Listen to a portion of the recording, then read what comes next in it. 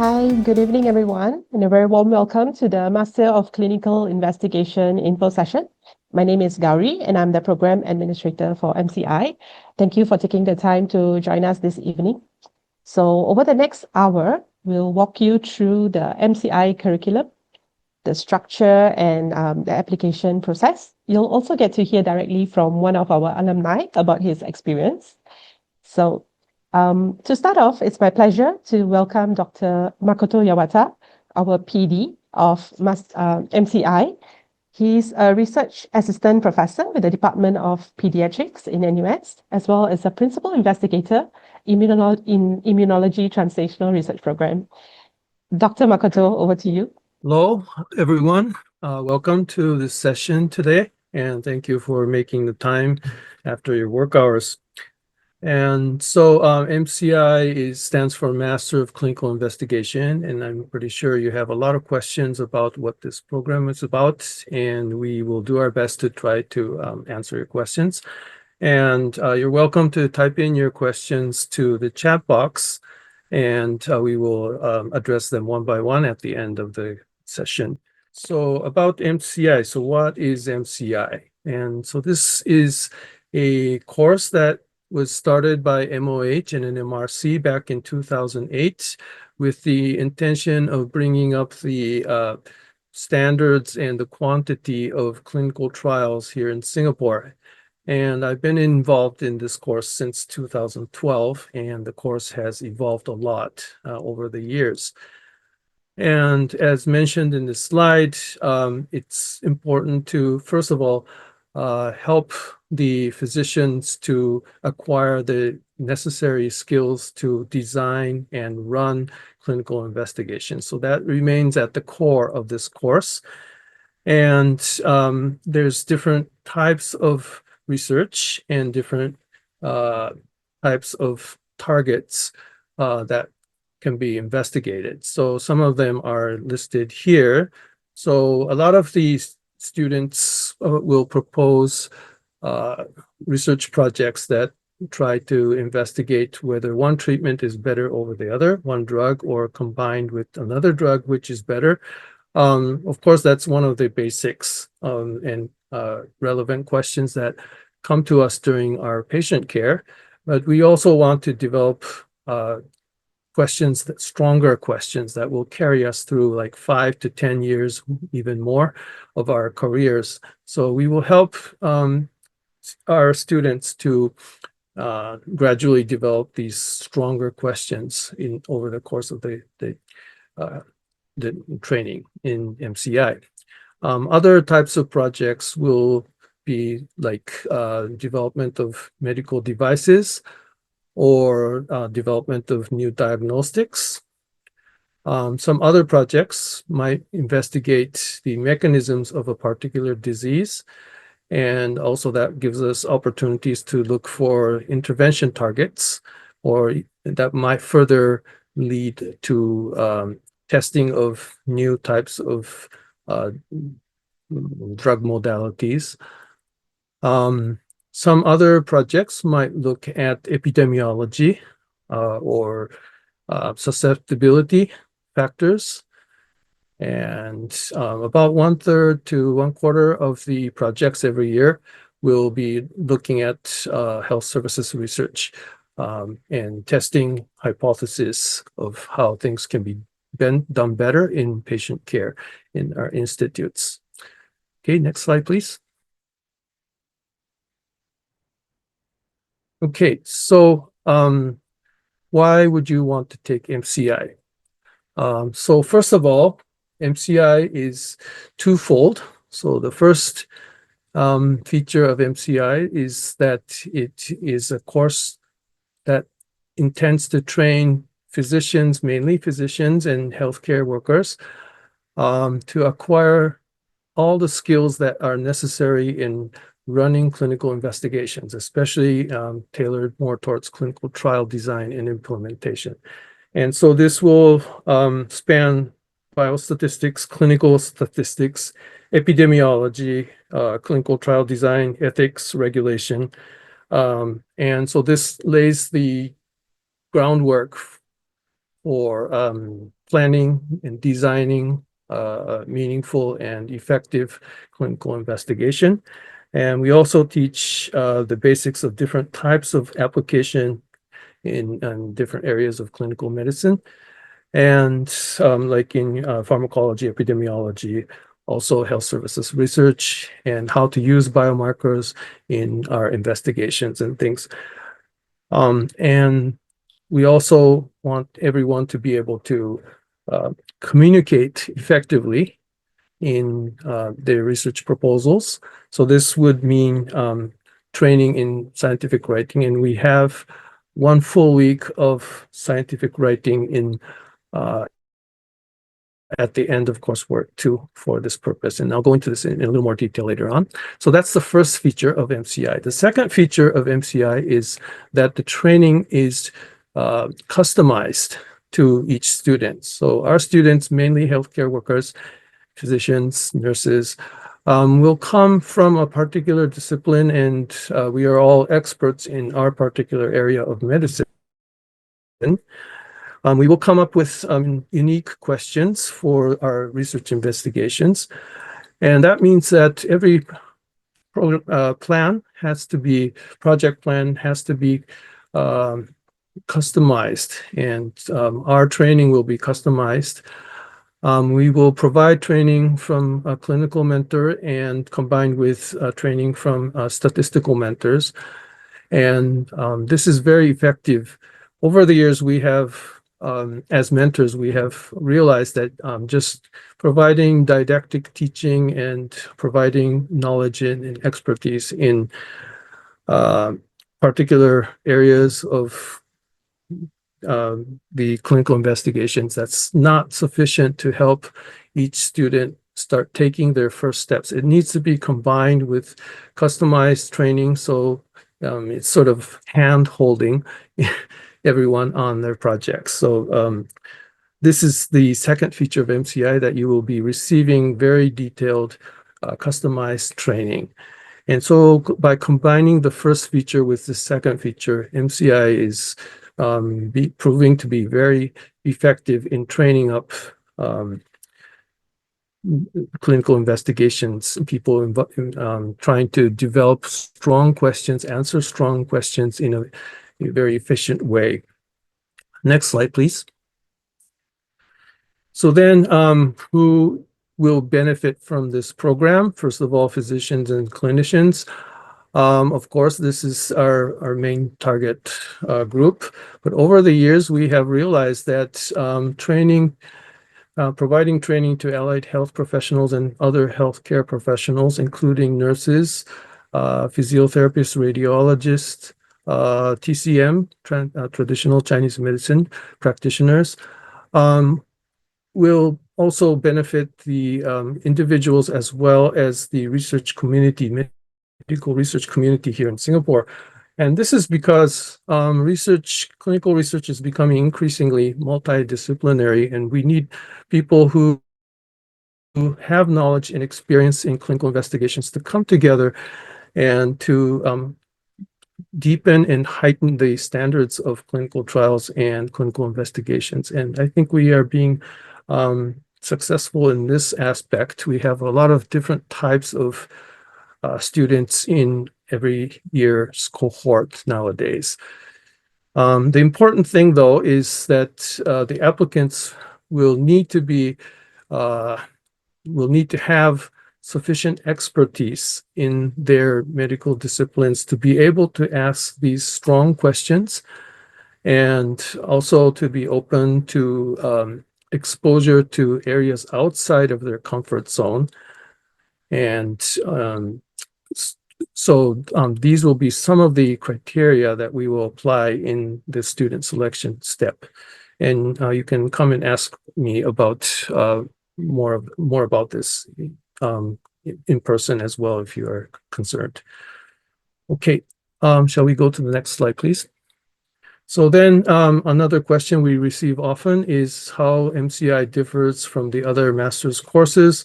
And like I mentioned in a previous slide, so the two features of MCI, so training in a broad area multiple areas of clinical investigations, starting from biostatistics, clinical statistics, epidemiology, clinical trial design, bioethics, regulations.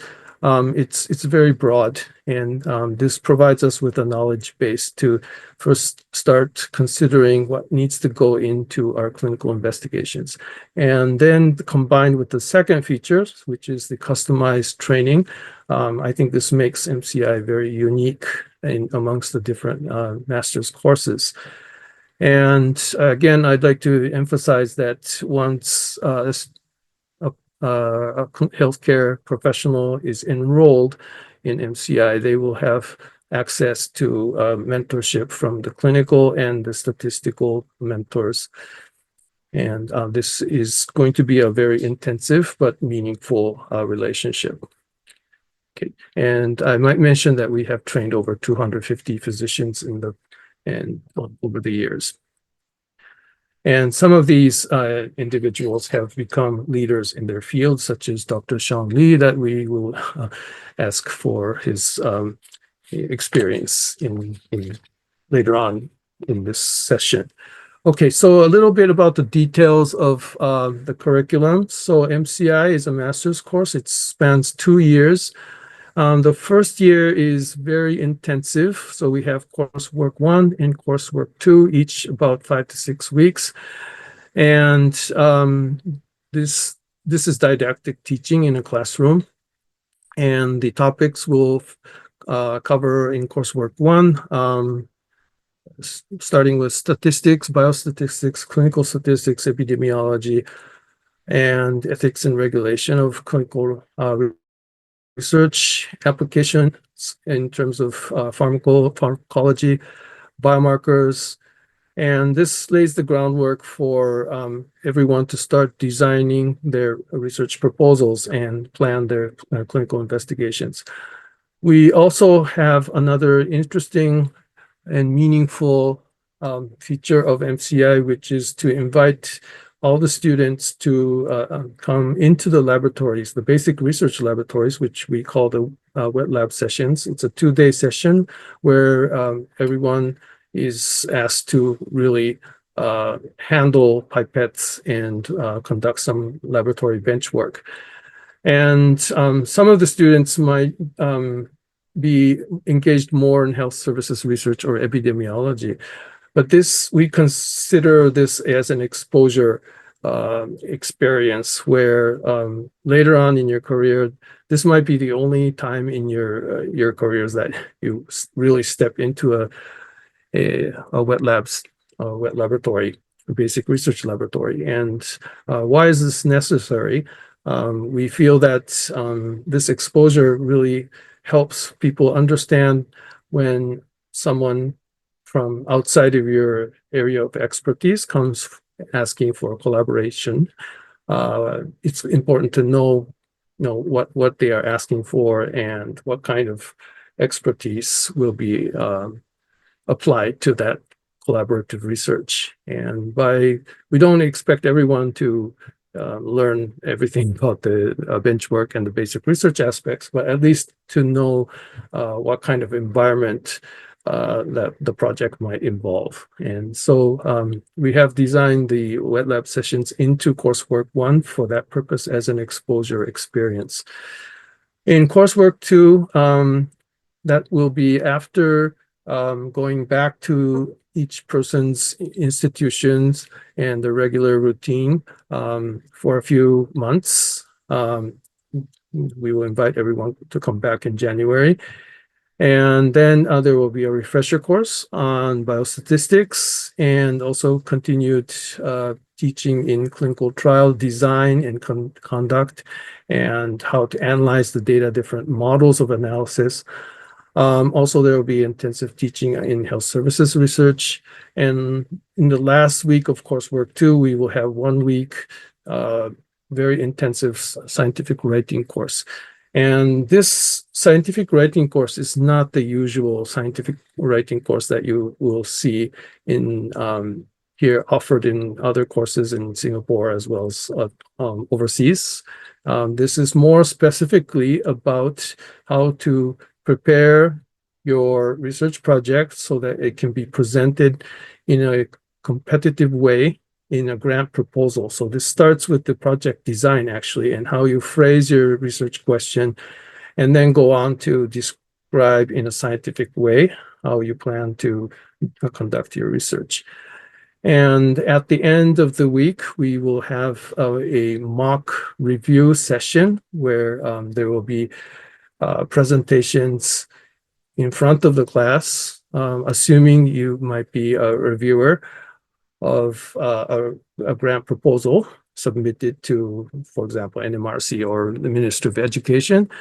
And the whole class will evaluate the proposal. And so this is mimicking how research proposals will be assessed in a real grant selection meeting.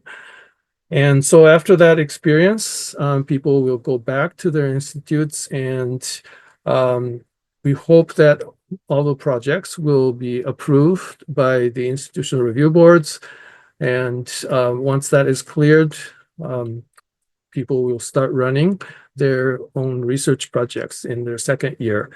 And of course, we will come across a lot of obstacles in actually running a clinical trial. Most people will be running a mini trial or some kind of clinical investigations. And there will be all sorts of obstacles that come up, and we will be ready to help you, support you in coming up with solutions. And having gone through this second year of handling the obstacles, gives us a lot of real world expertise in becoming an independent clinical researcher. And we feel this is very important. And at the end of the second year, there will be a final project presentation, and we will be evaluating the performance of the student at that point. And we will also ask for submission of a real proposal to NMRC or MOE or some kind of competitive research grant call. And this will be graded as well. So overall, this is the curriculum. So the first year, it will be combined with the didactic classroom teaching. So that covers the first feature of MCI. And in parallel, we will be offering customized training in conceptualizing your research project and helping you mature your data analysis planning, and helping you with the scientific writing, and actually running the projects in the second year. So these two aspects of MCI will come together in across the 2 years. Next slide, please. And so this is sort of the same thing. The structure of the program is 2 years, and there will be exams and quizzes for each of these modules. So this is something that we need to keep in mind. If you don't pass the exams, it's going to be a problem. So that's part of the selection criteria for the applicants. And then there will be intensive mentoring and hand-holding and questioning during the research meetings, where everyone has to present their project plans in front of the class, as well as on one-on-one mentoring. Okay, next slide, please. Okay, and briefly about the wet lab session, we have tried to select the basic research labs that will help host this wet lab session across 2 days. And so these 5 areas are currently the laboratories that have agreed to host our MCI students. So starting with genetics, so nowadays we probably know that next-gen sequencing is becoming the norm increasingly. How to apply next-gen sequencing in starting with comparative genomics, single nucleotide polymorphism analysis, or gene copy number variations, transcriptome profiling, which is messenger RNA based, and it can also be applied in microbiome analysis as well. And so that's one area. Second area is protein chemistry. Proteomics is becoming is evolving very rapidly. Nowadays, it is less labor intensive as compared to previous years. And so we are combining some experience in protein characterization and mass spec and some areas of proteomics in this session. Flow cytometry and cell sorting. Yeah, so this is a very common technique used in hematology and immunology diseases, looking at the different subsets of lymphocytes and their activation status and how to sort out cells for downstream analysis, such as in transcriptome profiling. And so that's a third area. The fourth area is histology, microscopy, in terms of like broad field and dark field microscopy, confocal microscopy, electron microscopy. There's different types of microscopy actually that can be applied to analysis of specimens such as surgically excised specimens. Fifth area looks at the future of clinical medicine, and so it depends on whether the laboratory that we usually work with can host this session next year. But so this is about regenerative medicine and stem cell therapy, which is a rapidly emerging field in clinical medicine, and this is an area that will probably become has potential to become mainstream later on in a few decades time.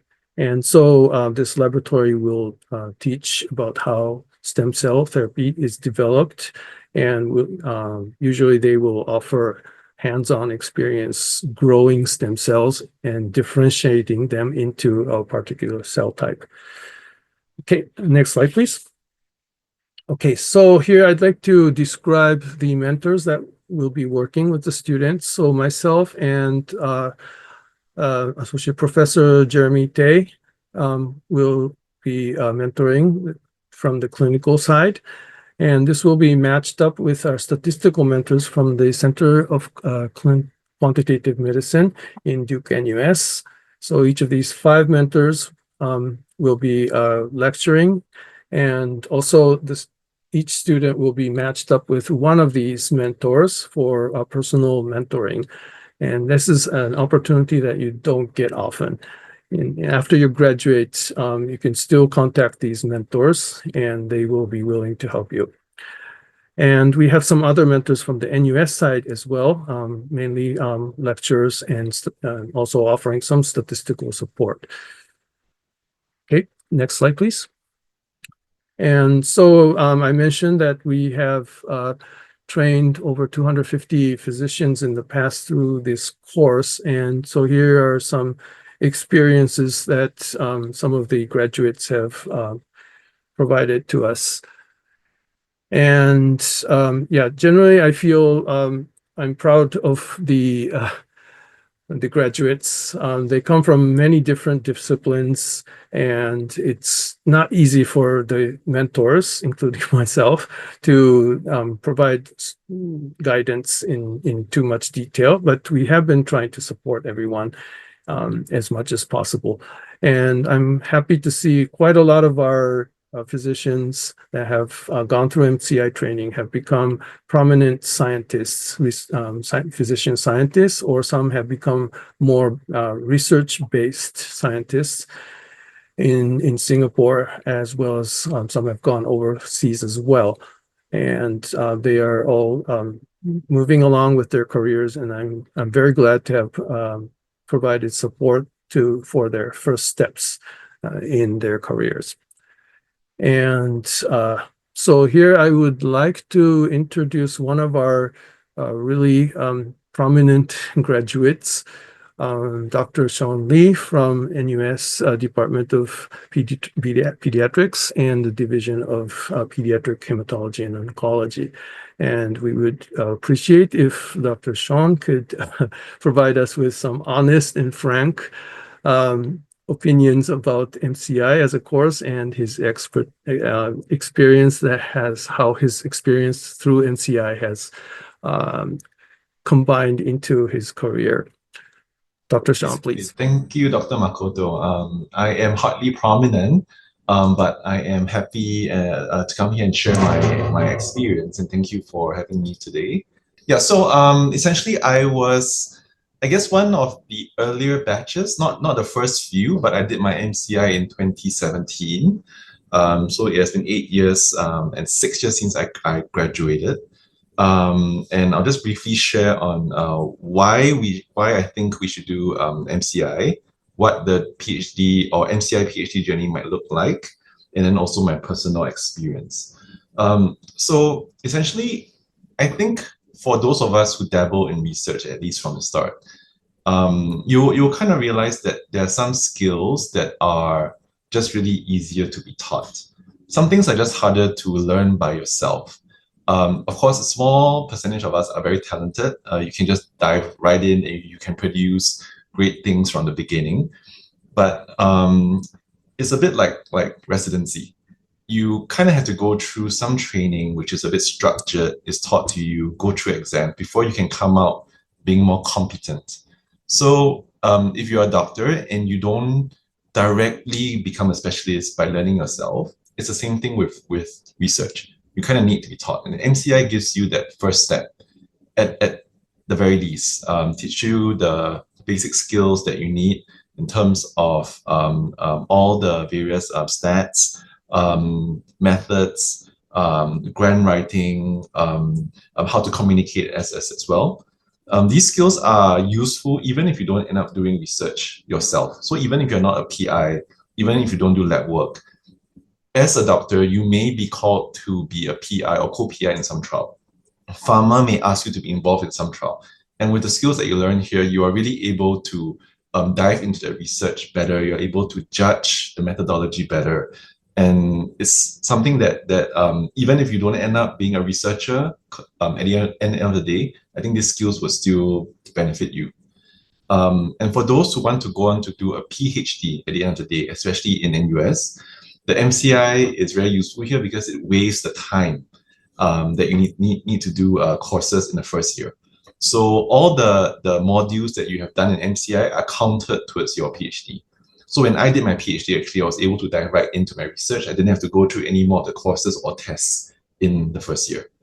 And then lastly, of course, especially for those of us who find that, if you see patients purely and completely, it gets a bit monotonous. And so this MCI is really a good and fun time to break away and allows you to do something different for a change. So this is what a PhD, MCI PhD journey might look like. This was the case for myself. So I started my senior residency in 2016, actually. And then I joined MCI in 2017. I applied for the ExxonMobil Fellowship, which allowed me some research time to go to the wet lab. I think it's still available, but I'm not too sure if it's gonna still be running for the next few years.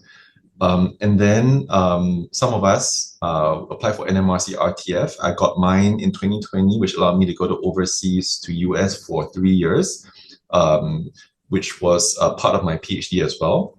When I came back, NUH has the NCSP grant, which gives you protected time to finish my PhD, which I did last year. And then, of course, it's a step up to the next level where you go on to get a higher level award like a TA, which I did at the end of last year. And then, of course, beyond this, you can go on to apply for more grants like the IRG or even the CSA awards.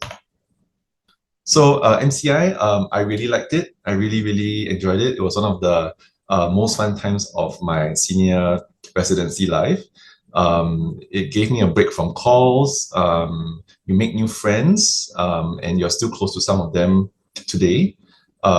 Besides that, because there are a range of sub-specialties and disciplines, you may find your future collaborators there as well.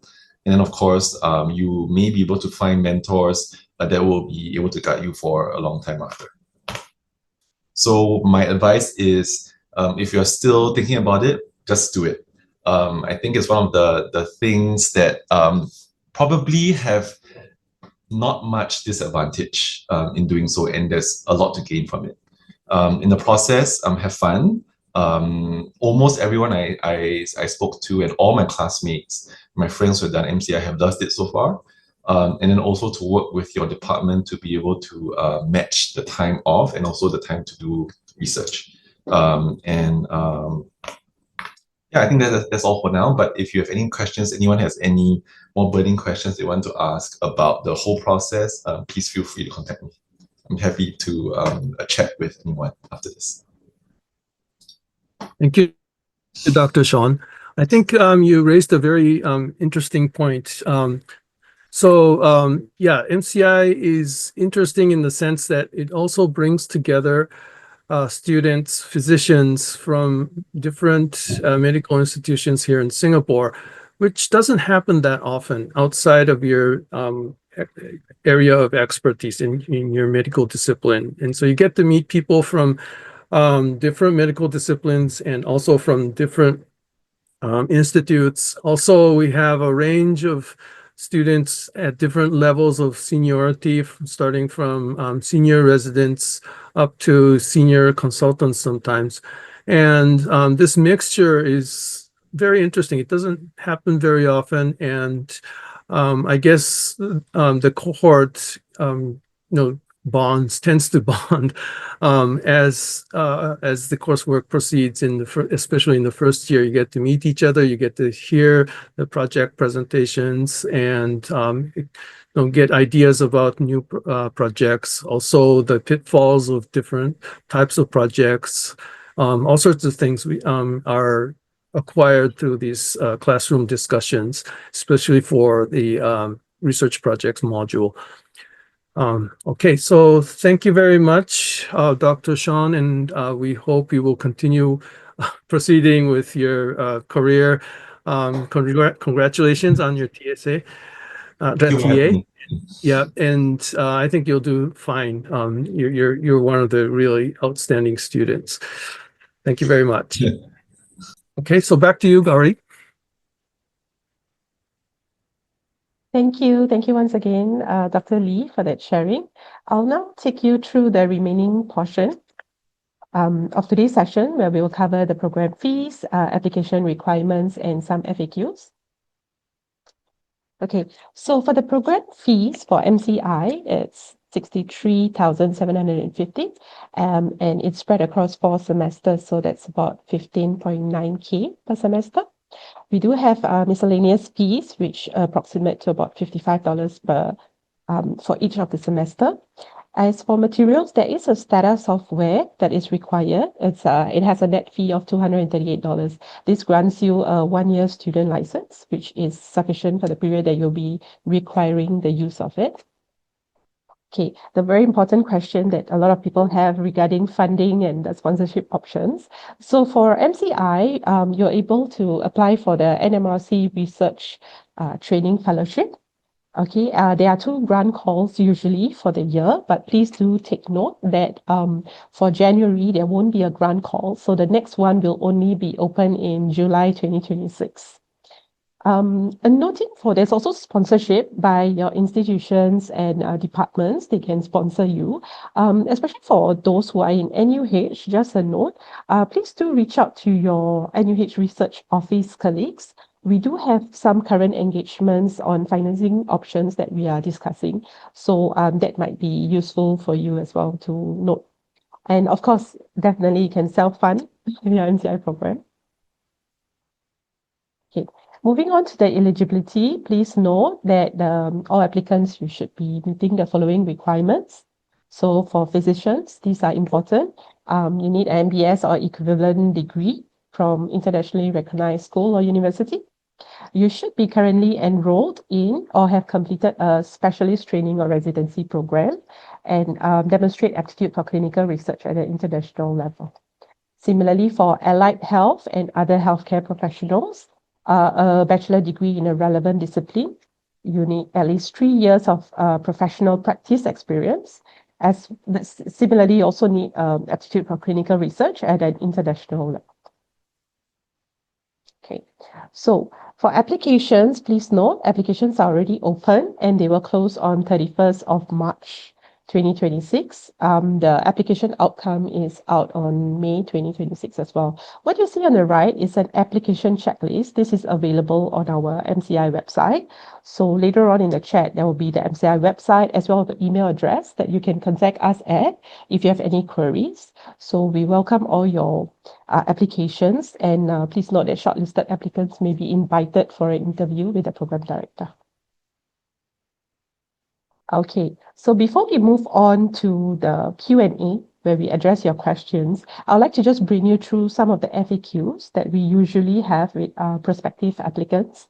Okay, so firstly, based on eligibility, the question is, do I need to be a specialist to apply to MCI? And for that, no, non-specialists are also welcome to apply. The most important thing is to have a clinical research topic or question. Okay, is the research project submitted during your application fixed throughout the program? It is not. So the during the application, you're required to submit a research proposal. This is mainly to assess your interest and aptitude for it. It's definitely able to be changed during the program because you do have your mentors that guide you towards it as well. So do the research projects require lab-based research? Not necessary. The MCI students can also undertake projects in health services research, HSR. So we do have students that delve into HSR and not necessarily to be bound by lab-based research. Regarding the coursework, usually we have this question. So if I cannot attend coursework in year 1, can I take it later? So we do have current students who have who are taking their coursework at a later year 2. The situations they are off for maternity or they have some scheduling conflicts with their departments. So that is definitely possible. Can just speak to us. We will be able to arrange for those. However, just note that your coursework 1 must be taken in year 1 of MCI. Only coursework 2 is able to be deferred to the next year.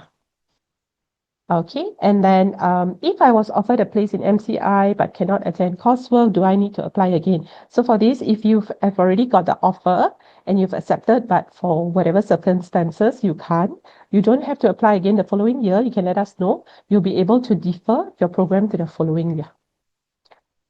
Lastly, if I could not complete MCI within the standard 2 years, can I extend my candidature and will that affect program fees? So you are able to extend it for a 3rd year. The option is available. And the tuition fees for MCI program is charged on a program basis rather than an annual basis. So you won't be charged additional tuition fees. You just have to note that you will still be liable for miscellaneous fees, which is the $55 per sem that I spoke of earlier. Okay, that's all for me. Q&A, so we can address the questions. If you have any other questions, please put it in the Q&A tab, and then we'll be able to answer those. Okay, so I think I'll address the first question. So how is clinical research aptitude at an international level assessed? So this is a really good question. So this concerns the definition of research, which a lot of us are probably not too aware of. So what is research in the first place, right?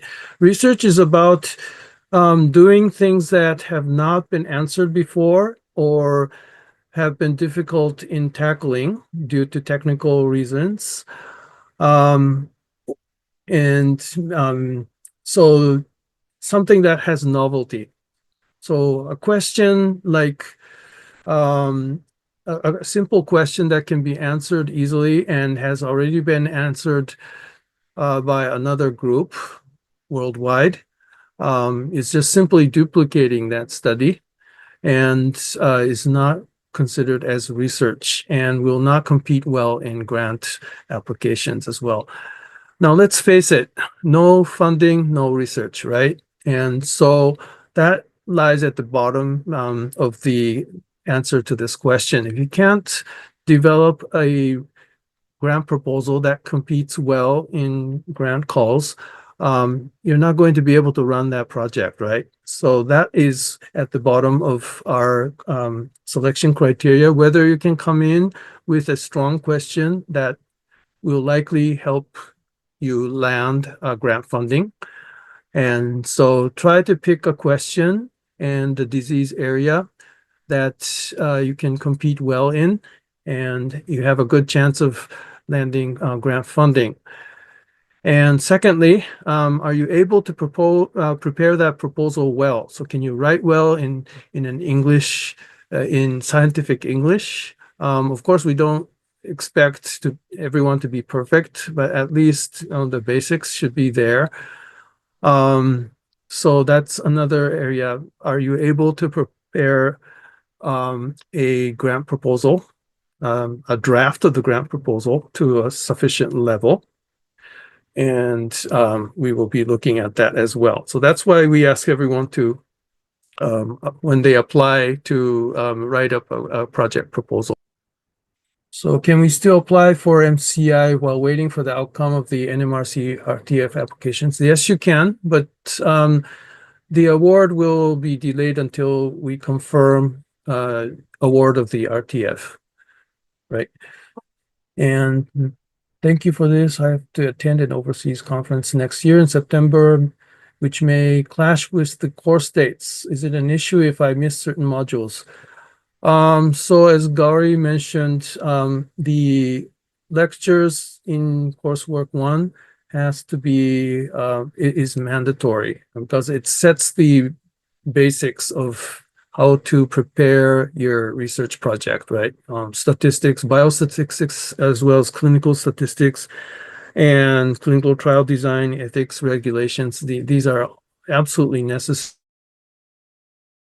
for you to start designing something. So, yeah, so it depends on the dates, and we can discuss one-on-one if necessary.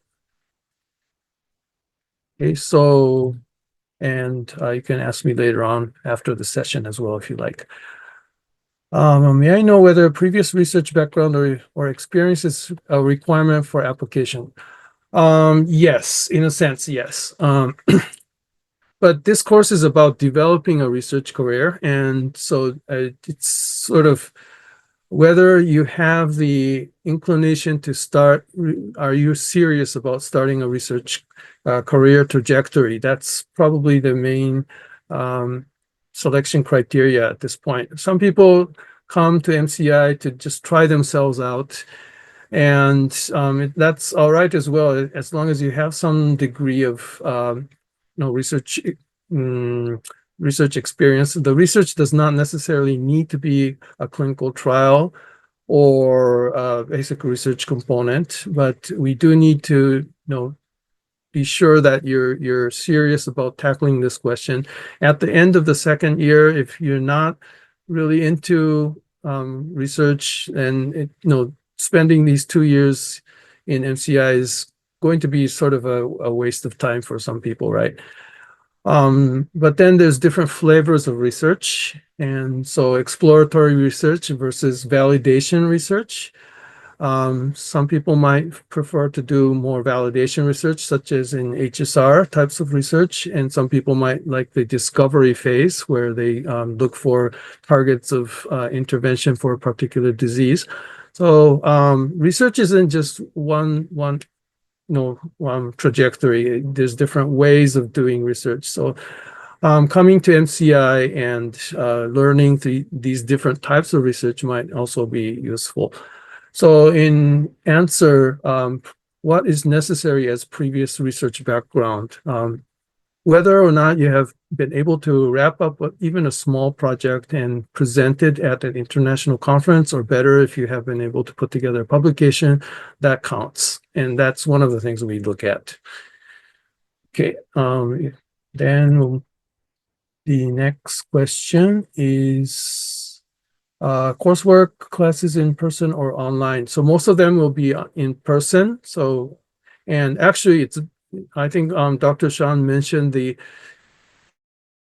aspect of mingling and making long-lasting friendship between the cohort, the people in the cohort, right? It's really good to meet up like-minded people in the physician community outside of your medical discipline.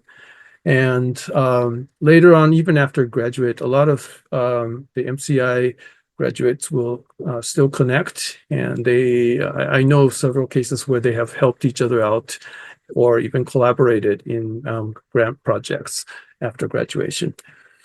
But having said that, some of the lectures are done online, but it depends on the occasion and the lecturer. But I can say that most of the classwork will be done in person. Being eligible to enter, yeah, correct.